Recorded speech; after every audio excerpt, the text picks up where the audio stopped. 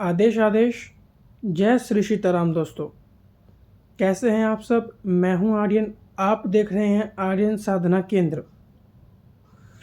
आज की यह वीडियो होने वाली है आप सबके लिए बहुत इम्पोर्टेंट, क्योंकि आज हम इस वीडियो में बात करने वाले हैं एक ऐसे विषय पर जो कि सबके लिए बहुत इम्पोर्टेंट है कि क्यों हो जाते हैं आप लोग बीमार जब आप लोग किसी भी साधना को करने के लिए बैठते हैं। क्यों आपको दस्त, बुखार जैसी बीमारी आ जाती है। इस वीडियो की शुरुआत करने से पहले बता दूं, हमारी दीक्षा की फ़ीस 3100 रुपये है, पूजा की फ़ीस 200 रुपये है। हम किसी भी प्रकार की तामसिक साधना, अप्सरा, परी, गंधर्व, यक्षिणी, प्रेत, किन्नर, सट्टा लॉटरी वाली साधना ना करते हैं ना करवाते हैं। गणाधन, इस प्रकार की चीज़ें हम ना करते हैं ना करवाते हैं। ठीक है, ऐसे लोग हमसे बिल्कुल दूर रहें, दूर रहें और दूर रहें। अब चलते हैं अपनी जानकारी की तरफ। तो बीमार होने का जो कारण है आपका, जब भी आप साधना करते हैं, सेवा करते हैं, एक तो होती है खुली साधना यानी कि खुली सेवा, एक होती है संकल्पित साधना। जब भी कोई संकल्पित साधना करता है, ठीक है, तो वो मतलब 90% लोग ना बीमार पड़ते हैं। दस्त लगे, ठीक है, पेट खराब हो या फिर बुखार हो, इसमें से कुछ होता है। पूरे शरीर में दर्द होता है, बॉडी पेन होता है, उल्टियाँ होती हैं।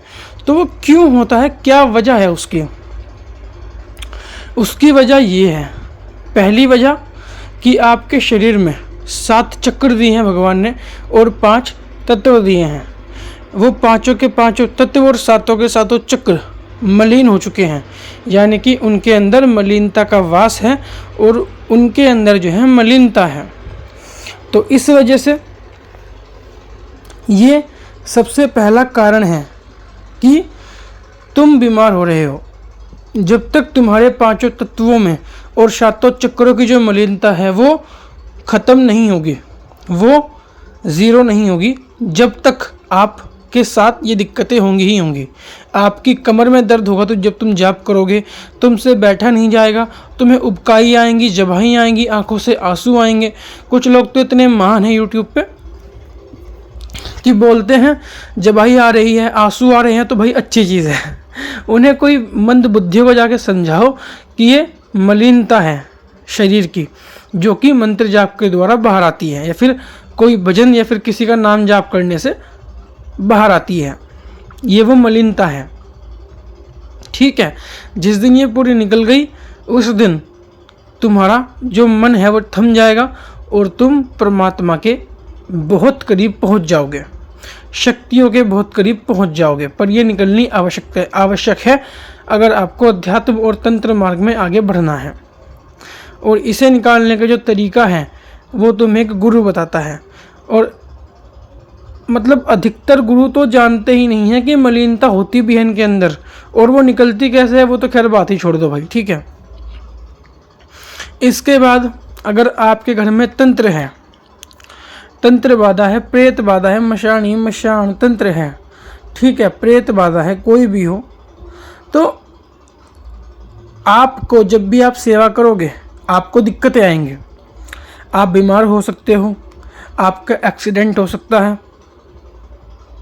आपके घर में कलेश, लड़ाई झगड़े, गुस्सा बढ़ सकता है एकदम से, अचानक से कुछ ऐसा हो जाएगा, अनबन करके कुछ ऐसी परिस्थिति बनेगी कि आपको साधना छोड़नी पड़ेगी।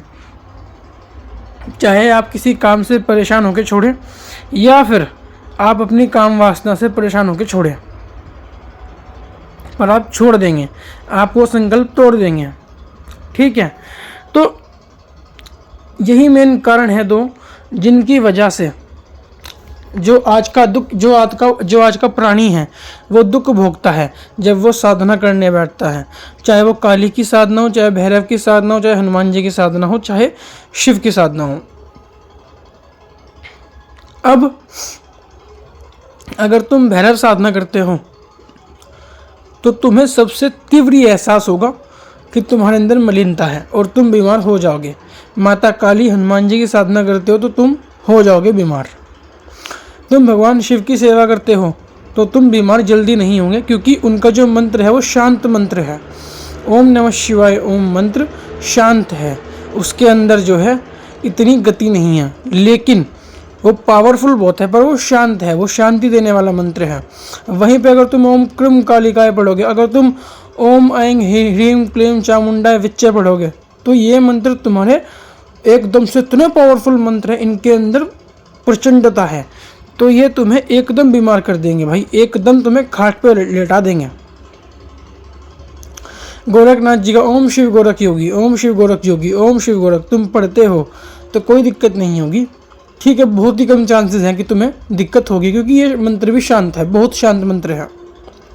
वहीं पे अगर तुम ओम ब्रह्म भैरवाय नमः पढ़ोगे, ओम बम बटुकाय नमः पढ़ोगे, तो तुम्हारे अंदर आग उठ जाएगी, आग। आज लिख के ले लो, ठीक है। वहीं पे अगर तुम हनुमान चालीसा का जाप करते हो, तब भी तुम्हारे अंदर जो है दिक्कत बढ़ जाएगी। हनुमान चालीसा का जाप कर लो या फिर हनुमान जी का मंत्र जाप कर लो, तो तुम्हारे अंदर दिक्कत बढ़ जाएगी, क्योंकि ये जो देवता है इनके अंदर बल है, इनके मंत्रों में बल है।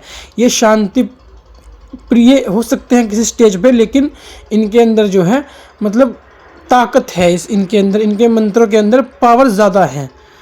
मतलब एक तो होता है कि प्रचंडता, ठीक है, और एक होती है महानता।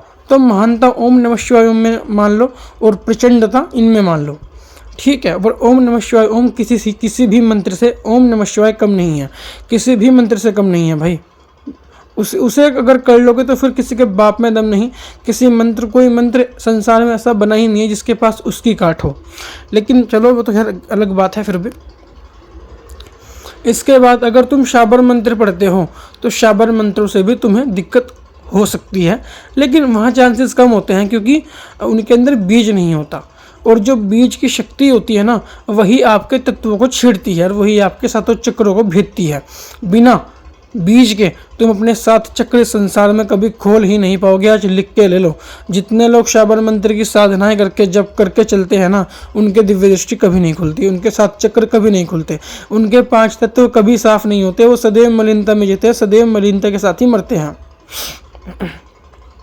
इसलिए बोला जाता है कि बीज मंत्र जाप करो, क्योंकि बीज मंत्र के अंदर शक्ति है और उस शक्ति को समझना आवश्यक है बाबू। आई होप ये जानकारी आपको पसंद आई होगी। आने वाली वीडियोस में लाते रहेंगे इसी प्रकार की अच्छी और रोचक जानकारियाँ। हमारे साथ बने रहने के लिए आपका धन्यवाद। इस वीडियो को लाइक कीजिएगा, शेयर कीजिएगा और सब्सक्राइब भी कीजिएगा चैनल को। आदेश आदेश, जय सीताराम, अलख निरंजन, अलख आदेश, जय गुरु गोरखनाथ।